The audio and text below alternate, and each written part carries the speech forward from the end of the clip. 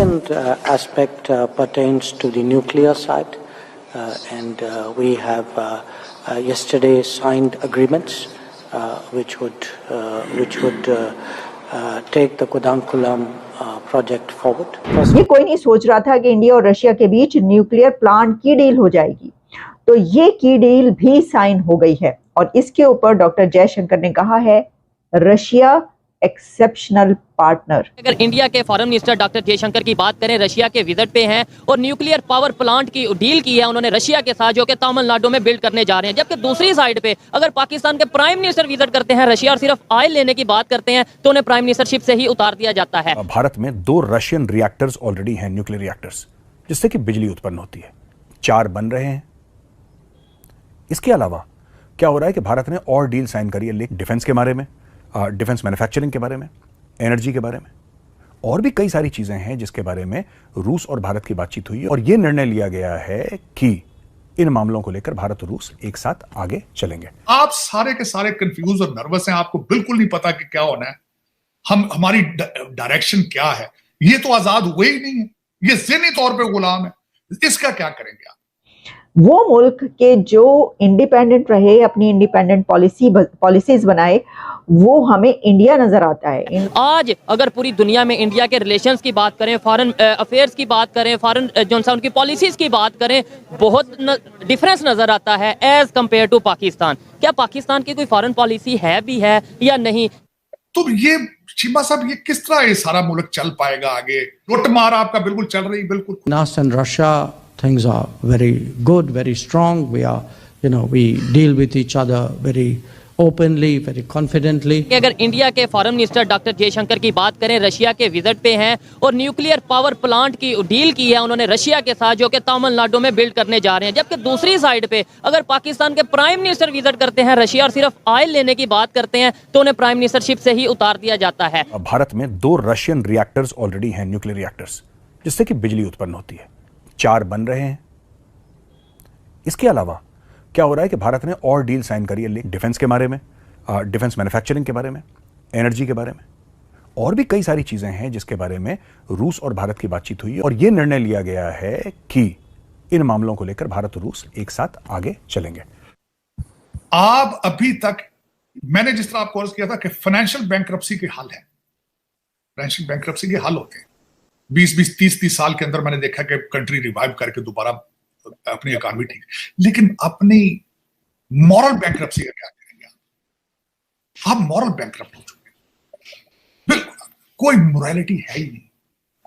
बस ये मैं आपको यही तो कहता हूं, यही तो इश्यूज हैं कि आप कहते हैं कि दुनिया से लड़ाई है, जंग है, साइंस के साथ आपका दुश्मनी है, इंग्लिश के साथ दुश्मनी है, और आप कहते हैं कि हमारी जबान ही बोली जाए, हमारा फेथ ही हो सारा कुछ।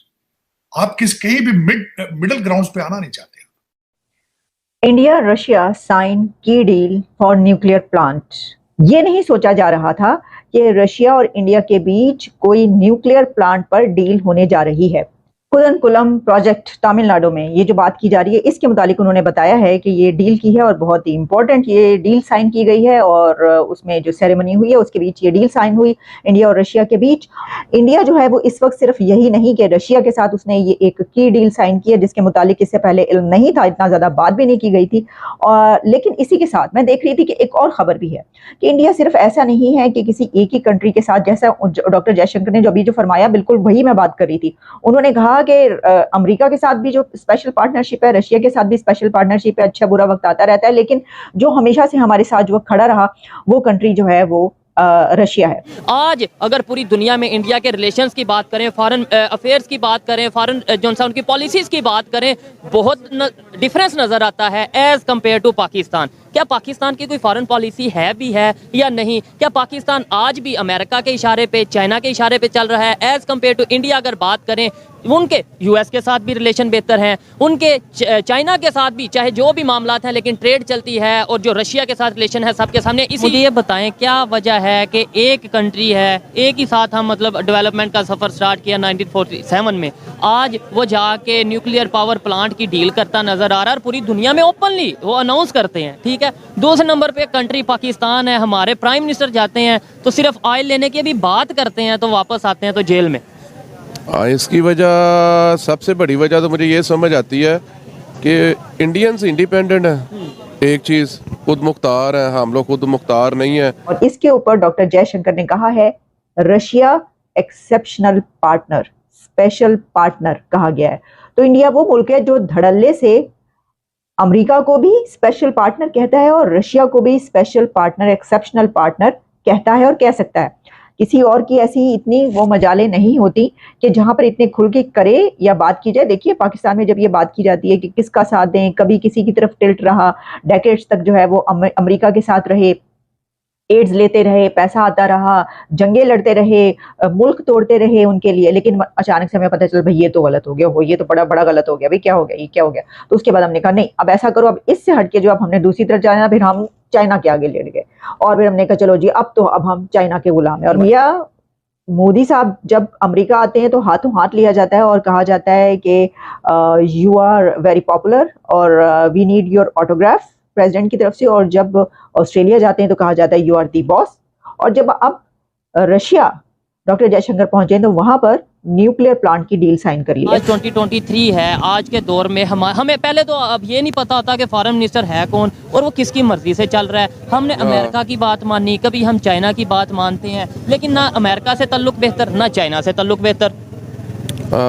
वो जो एग्रीमेंट भी हमने किया हुआ ना तो उसके ऊपर भी हम मुखलिस नहीं है, बात सीधी सी है।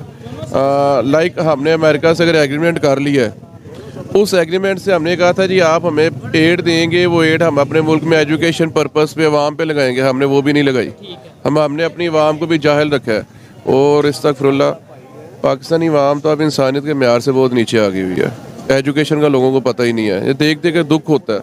आपको मैं बताऊँ एक बात, इस टाइम पाकिस्तान के हालात ऐसे हैं कि बहुत से दोस्त जो है ना वो अपने बच्चों को स्कूल पढ़ाने से भी कासिर हैं। ठीक है, नहीं पढ़ा पा रहे। हाँ, मेरा एक जानने वाला है, उसका बच्चा 6th क्लास में, उसने स्कूल से विड्रॉ कर लिया। उसकी बेटी है वो 5th क्लास में, उसने उसको भी विड्रॉ कर लिया है। तो मैं कह यार ये क्या, कहता है इनको मैं अकेडमी भेज रहा हूँ।